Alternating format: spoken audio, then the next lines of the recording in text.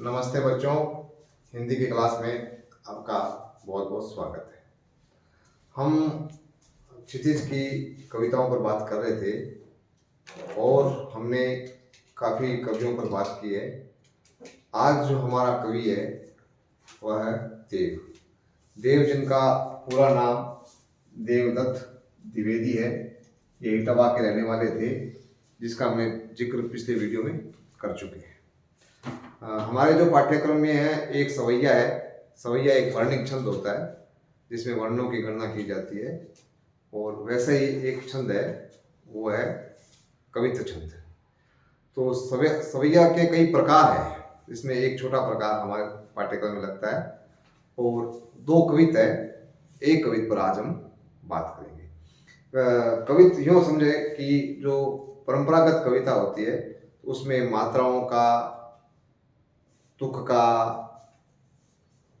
जो वर्णों का एक बंधन होता है कि वैसी जैसे कोई चौपाई है तो उसमें 16 मात्राएं होगी, दोहा है तो फिर उसमें 11 मात्रा होगी। तो इस प्रकार एक जो मात्राओं का, वर्णों का जो बंधन करके जो साहित्य रचा जाता है, जो कविता रची जाती है, उसे हम कहते हैं छंद। तो कवि देव रीतिकालीन परंपरा के कवि थे और इनके जो कविता हैं बहुत प्रसिद्ध कविता है, और ये जो कविता हमारे पाठ्यक्रम में लगता है यह भी एक तरह से कविता में एक नवीन स्थापना है। हमारी जो क्षितिज की जो भी किताबें, क्षितिज में जो भी कविताएं लगी है, तो पाठ्यक्रम नियंताओं ने बहुत अच्छा ध्यान रखा है कि सारी कविताएं समय की प्रतिनिधि कविताएं के तौर पर प्रस्तुत हुई है। तो यह भी जो आपने बसंत ऋतु का वर्णन सुना होगा, पढ़ा होगा, फिल्मों में भी इसका प्रदर्शन होता है, और इस कविता में भी आप इसका वर्णन देखोगे तो आपको बिल्कुल अद्भुत कल्पना नजर आएगी, एक सुंदरता नजर आएगी, और आप पढ़ोगे तो आपको लगेगा कि बहुत कुछ लेखक ने अलग लिखा है। तो वही साहित्य की और कविता की खूबसूरती होती है। तो हम अपनी कविता शुरू करते हैं। कविता पूरे काव्य को कहते हैं, और ये एक छंद है कविता जिसमें 31 वर्ण होते हैं। एक गौर कर लो, 1 2 3 4 5 6 7 8 9, यहाँ 10 भूल गया, 11 12 13 14, फिर 15 16 17 18 19 20 21 22 23 24 25 26 27 28 29, 2 कहीं छूट गए। ये देखो 2 2 3 3 2, फिर 3, फिर 1, ये 3 और 3 और 2 2 2 2 और 1। अब गिन के देखो, 4 3 7 3 10 2 12 3 15 1 16, ये 3 19 3 22 2 24 2 26 2 28 2 30 और ये 31। तो अब ये 31 वर्णों का जो बंधन होता है कविता में, उसे हम कहते हैं कवित्व। जब इसकी व्याख्या आएगी आपके पाठ्य परीक्षा में तो विशेष में बात लिख सकते हो। आप सब जगह, ये मैंने यहाँ जोड़ दिया, आप जोड़ के देख लो, सब जगह 31 वर्ण आएगी। तो अब हम इसके, ये तो अभी देव की शिल्प की बात हुई, कवित्व की बात हुई। अब हम बात करते हैं इस कविता का जो मूल भावार्थ है कि डार द्रुम पल न बिछोना नभ पल्लव के, सुमन झिंगोला सोहे तन छवि भारती। आप यूं एक कल्पना कीजिए कि एक महाराजा है और महाराजा के यहाँ राजकुमार का जन्म हुआ है। तो जब जन्म हुआ है तो वो थोड़ा सा 2-4 महीनों का होता है, तो उसमें उसको नया झबला पहनाते हैं, झुंगुला, जिसको ब्रज में झुंगुला कहते हैं या इटावा की तरफ झुंगुला कहते हैं, हमारे राजस्थानी में उसको झबला कहते हैं। एक फ्रॉक टाइप होती है, लड़के लड़के दोनों को एक जैसे पहनाते हैं। फिर उसके करधनी बांधते हैं, हाथ में कुछ कंगन लगाते हैं। तो इस प्रकार उसका पूरा लाड़ दुलार किया जाता है। तो ये हमारे सभी घरों में सभी जैसे बच्चों का जन्म होता है तो इस प्रकार की परंपरा है। जो राजा के यहाँ जब बच्चा होगा तो उसका थोड़ा सा एक अलग ही रूप रंग होता है, उसमें बहुत राजसी ठाट बाट होते हैं। तो अब ये कवि ने कल्पना की है कि ये जो बसंत ऋतु है जिसको ऋतुराज बोलते हैं, बसंत को ही ऋतुराज कहा जाता है क्योंकि ये सब ऋतुओं में श्रेष्ठ ऋतु मानी जाती है, क्योंकि इस समय जो मौसम है वो बिल्कुल सबको होने वाला होता है, सबको अच्छा लगने वाला होता है। तो ना सर्दी होती है ना गर्मी होती है, और मन में एक उत्साह उमंग उल्लास का मौसम होता है। तो अब उस बसंत का जो आगमन हुआ है, तो कवि ने ये कल्पना की है कि जो बसंत का आगमन हुआ है वो ऐसे आगमन हुआ है जैसे राजा के यहाँ राजकुमार का जन्म हुआ है। अब यहाँ से इस कविता को समझने की कोशिश कीजिए। कब जैसे राजा के यहाँ राजकुमार जब जन्मा, कुछ बड़ा हुआ, खेलने कूदने लगा, तो फिर उसमें क्या क्या गतिविधियां होती है, उस गतिविधियों को बसंत की जो गतिविधियां होती है या बसंत ऋतु में जो वातावरण होता है उससे तुलना की गई है कि डार द्रुम पल्लना बिछोना नभ पल्लव की। अब जो बच्चा होता है तो उसके लिए पालना तैयार किया जाता है। पालना जैसे उसको झूला होता है, वो बड़े लोग झूलते हैं उसमें, और छोटा होता है उसको पालना बोलते हैं। तो ये पालना, उस पालना में द्रुम कहते हैं पेड़ को, और डार डालियां, जो पेड़ों की जो शाखाएं हैं वो एक तरह से उस बच्चे के लिए पालना है। किस बच्चे के लिए? बसंत के लिए। बिछोना नभ पल्लव की, पल्लव कहते हैं पत्ते को, क्योंकि बसंत ऋतु में पत्ते घने हो जाते हैं। तो जो नए पत्ते आए हैं पतझड़ के बाद में, इसलिए यहाँ नव पल्लव क्यों कहा? क्योंकि पतझड़ के बाद का ये समय है। तो पतझड़ के बाद में जो नए पत्ते आए हैं, ये नए पत्तों से वो बिछोना बना है। जब बच्चा आता है तो उसके लिए पालना तैयार किया जाता है। तो ये जो वातावरण में जो बड़े बड़े पेड़ हैं, वो जो शाखाएं हैं और उनमें जो पत्ते हैं, तो शाखाएं वो तो हो गई पालना, और जो पत्ते हैं वो पत्ते हो गए उनका बिछोना। ये इसका बिंब बना है। तो सुमन झिंगोला, झबला, झिंगोला को राजस्थानी में या हिंदी में झबला बोलते हैं। तो सुमन कहते हैं पुष्प को, फूल को। तो फूलों का क्या बनाया है? झबला। जैसे आप प्रकृति देखते हैं तो प्रकृति में पेड़ जो जहाँ पर पत्ते नहीं थे वो पत्ते आ गए हैं, और जहाँ फूल नहीं थे वहाँ फूल आ गए हैं। तो फूल एक तरह से उस बसंत ऋतु का झबला है बच्चे का, बसंत रूपी बच्चे का। सोहे मन शोभित है, शोभित है, तन छवि भारित है। तो अब उसका जो झबला है वो बहुत पतले कपड़े का बनता है, परंतु जो राजकुमार है वो इतना कोमल है कि उसको उसके तन पर उसकी छवि भी भारी लग रही है। दो अर्थ हो सकते हैं इसके। एक तो यह है कि उसकी जो झबला है वो झबला उसके तन पर उस झबले का भार लग रहा है, अर्थात उसका जो तन है वो बहुत कोमल है। दूसरा अर्थ हम ये लगा सकते हैं कि उसकी तन छवि भारी दे, कि वो जो उसके पुष्पों का जो झबला है वो उससे उसकी छवि वो भारी हो गई है, मतलब उसका सुंदरता बढ़ गई है। दोनों अर्थ आप लगा करके इसकी व्याख्या कर सकते हो। किससे सुंदरता बढ़ जाती है? उसमें जो सुंदर, क्योंकि जैसे ही आप मान लो कि फूल आते हैं तो आपको प्रकृति अच्छी लगने लगती है, तो वैसे ही बच्चे ने जब सुंदर झबला पहन रखा है तो बच्चा सुंदर लगता है। तो यहाँ बच्चा कौन है? बसंत है।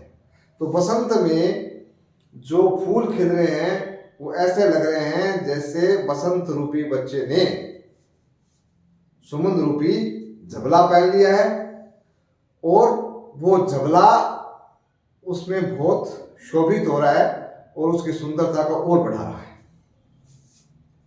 पवन झुलावे। अब जैसे कल्पना करो कि जब बच्चा घर में होता है तो घर वाले कितने खुश होते हैं, उसको कोई झूला झूलाता है, तो जो हवा बह रही है वो उसका एक तरह से झूला है। मतलब झूलना, उसको झुला रहे हैं, पालने को ऐसे ऐसे आगे पीछे कर रहे हैं।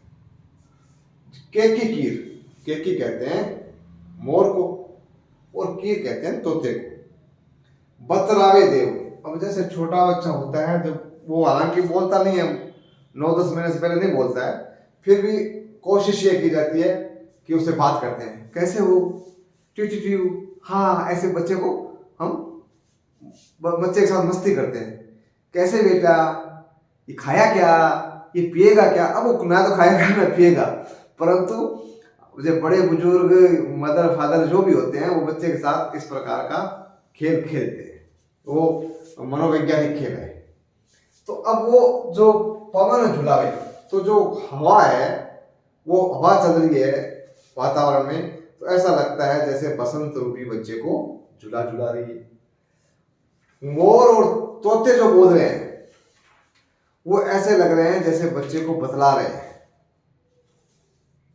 बड़े बुजुर्ग माँ बाप दादी बतलाते हैं ना, वो एक तरह से मोर और तोते वो काम कर रहे हैं। कोकिल हलावे हुलसावे कर तारी दे। अब जो कभी बच्चे को ऐसे हिलाते हैं फिर उसको खुश करते हैं, इसको उसमें गुदगुदी करके, तो वो हंसता है, तो वो काम कौन कर रहा है, कोयल कर रही है। कोकिल मतलब कोयल। कोयल जो बोल रही है प्रकृति में, वो ऐसा लग रहा है जैसे वो बच्चे को हंसा रही है, उसको गुदगुदा रही है और ऐसे ताली दे करके ऐसे उसको खुश कर रही है। कर ताली दे, हाथ से ताली बजा रही है, कर ताली व ताली दे करके उसको खुश कर रही है। जैसे दादी है, माँ है, चाची है, बच्चे को ताली बजा बजा के खुश करते हैं, वैसे ये कोयल है वो जो प्रकृति में अपना पूजन कर रही है, तो ऐसा लगता है कि ये बसंत रूपी बच्चे को जो खुश कर रही है। पूरित पराग सो, पूरित पराग सो, जो फूल है, जो पौधे हैं उस पर पराग आ गए हैं, तो पराग से पूरा है, पूरित मतलब पूर्ण, कंप्लीट। जो अब जैसे बसंत ऋतु आती है तो उसमें पत्ते आ गए, फिर फूल आ गया, फिर कली आ गई, फिर फूल आ गया, फूल में फिर वो मकरंद जो पराग आ गया, वो फूल का जो मिट्टी का कण होते हैं उसको पराग बोलते हैं। तो वो पूरी तो पराग सब उतारे करे राई लोन। अब जो छोटा बच्चा होता है ना, तो उसका सब उसको देखकर खुश होते हैं। अब क्या होता है कि स्वाभाविक है कि बूढ़े और बच्चे जल्दी बीमार होते हैं, अब बीमार हो जाते हैं, कोई सर्दी लग गया, जुकाम लग गया, कभी खांसी आ गई, कभी दस्त लगने लग गई, तो माँ बाप परेशान हो जाते हैं, दादा दादी परेशान हो जाते हैं, तो वो दवाई वगैरह का प्रबंध तो करते हैं, परंतु एक उनका मोह होता है कि बच्चे को कोई नजर नहीं लग गई, तो नजर नहीं लगने के उतारने के लिए क्या करते हैं, को नमक और राई देते हैं और वो उसके ऊपर कर यूँ घुमाते हैं और फिर उसको आग में जलाते हैं। कहते हैं आग में अगर खुशबू आ गई या बदबू आ गई तो ठीक है, अगर नहीं आई इसका मतलब बच्चे को नजर लगी हुई है। अब ये परंपरा वहाँ इटावा में भी है और राजस्थान में भी है, कई लोग इसमें मिर्च भी मिला देते हैं। बाकी नमक और राई का प्रावधान है। शादी ब्याह में नजर उतारने के लिए जो दूल्हे के पीछे लड़की बैठ करके, छोटे छोटे बच्चे बैठते हैं ना, पीछे पीछे यूँ करते रहते हैं, तो वो भी एक उसको नमक उतारना कहते हैं, उसको नजर उतारना कहते हैं। तो ये राई रोन का मतलब नजर उतारना।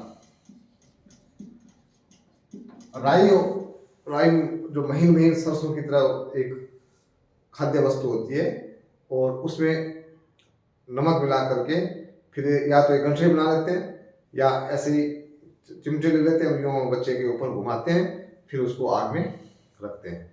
तो ये परंपरा कि जिस प्रकार बच्चे की नजर उतारने के लिए जो घर की बड़ी बूढ़ी औरतें होती है वो नमक और राई का वो टोटका करती है, वैसे ही ये जो प्रकृति में जो मकरंद है, जो पराग है, वो फैला हुआ प्रतीत होता है।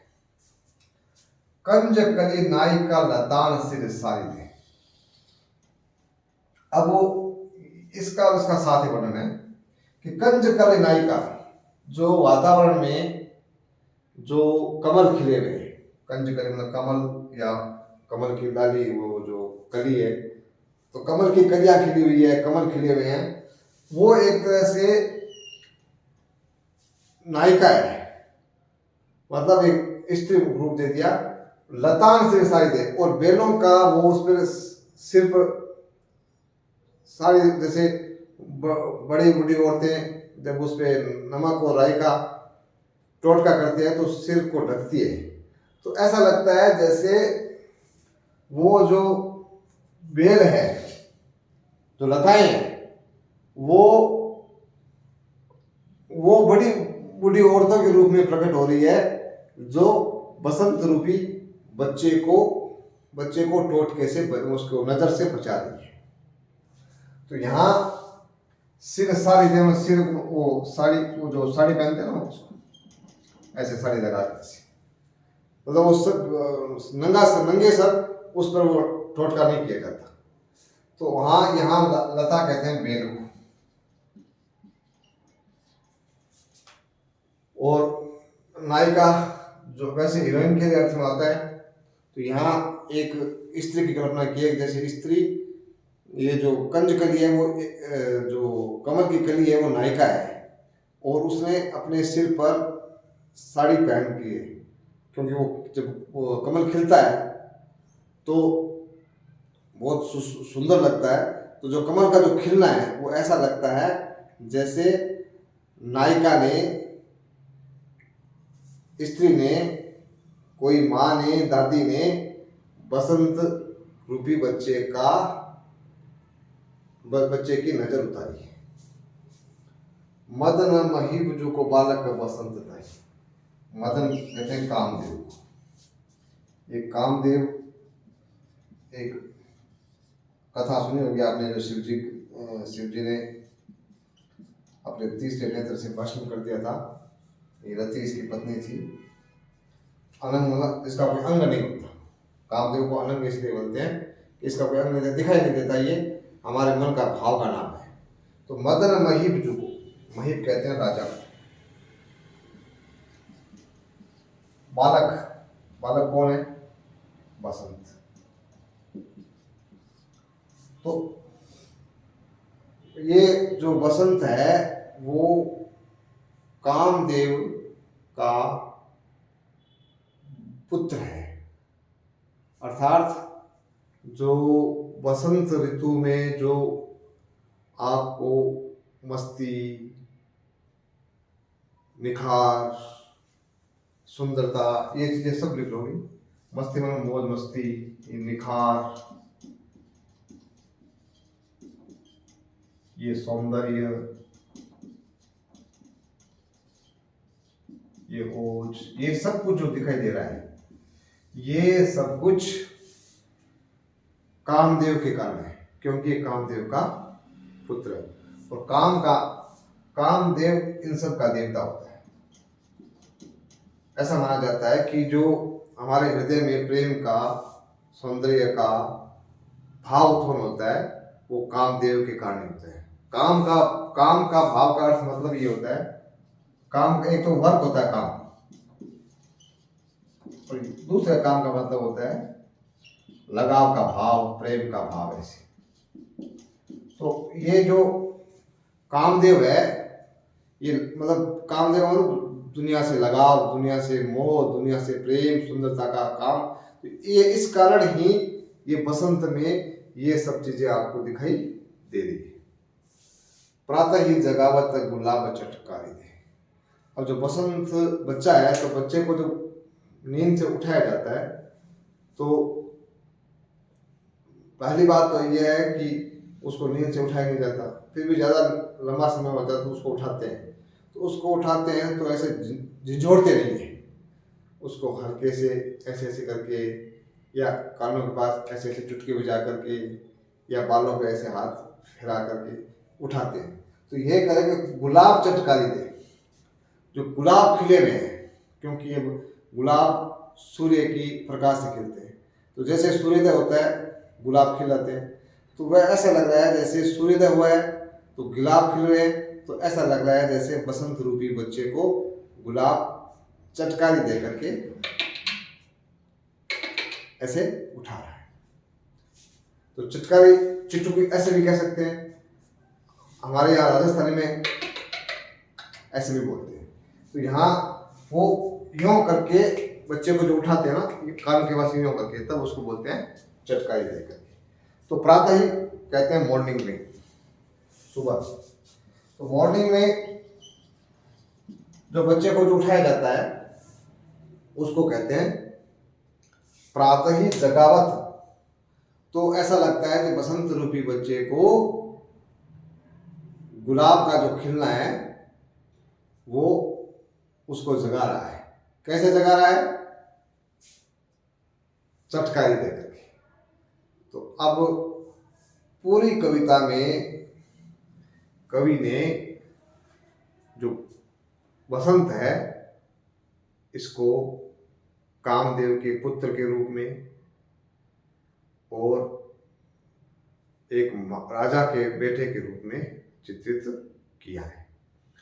अब वो सारी जो चीजें हैं जो बच्चे को खुश करने के लिए